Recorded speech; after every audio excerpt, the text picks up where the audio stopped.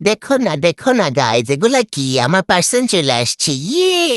Summer season তো অনেকদিন হয়েছে, আইসা পড়ছে গাইজ। আর আমি মনে মনে খালি ভাবতেছিলাম যে কবে অর্ডার দিমো। বাজার থেকে তো কিনে খাওয়াই হয়, আর অনলাইন থেকে অর্ডার দিয়ে আনার মজাটাই আলাদা। আর আমি ভাবতেছিলাম যে কবে অর্ডার দিমো, ভাবতে ভাবতে পরে অর্ডার দিয়ে দিই। এগুলো বিশেষ করে আমি আমার আম্মুর জন্য আর আমার মায়ের জন্য অর্ডার দিছি। আমার আম্মু অনেক বেশি পছন্দ করে, আমার আম্মুকে না জানাইয়াই আমি এগুলো অর্ডার দিছি। আর আম্মু তো পরে যখন দেখছে আমি আম আনছি, অনেক খুশি হয়েছে। তোমরা আবার কেউ ভাইবো না, আমি এগুলা ফ্রিতে আমাকে কেউ দিয়ে দিচ্ছে। এগুলো আমি আমার নিজের টাকা দিয়ে কিনছি, বুঝছো? আমি আমার নিজের টাকা দিয়ে কিনছি। তো এইখানে দেখো, আমগুলো আমি আনপ্যাক করতেছিলাম আম্মুকে দেওয়াইয়া। আম্মু খুব খুশি হইয়া আমগুলো আনপ্যাক করতেছিল।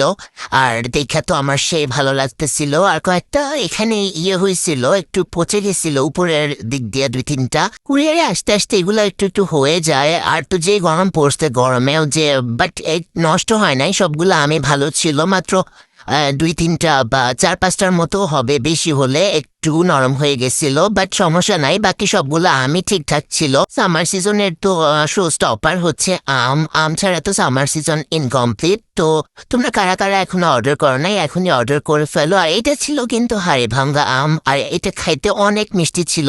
আম্মুকে একটা কাটার জন্য নিয়েছিল, এই দেখো আমাকে কেটে দিছিল, আম্মু খাইছিল, খাইতে খুবই মিষ্টি ছিল। এ দেখো ভিতর থেকে একদম পাকা ছিল, খুবই মিষ্টি ছিল। আমি প্লেটে নিয়ে একটু ফটোশুট করতেছিলাম। আর দেখো দেখতেই কি লোভনীয় লাগতেছে, মনে হচ্ছে যে এক বসাতেই 1 প্লেট সাবার করা যাবে, তাই না? তো তোমরা অর্ডার করো আর খাও। আর আম দিয়া কি কি রেসিপি বানামো সেটাও কমেন্টে বলে যেও গাইজ।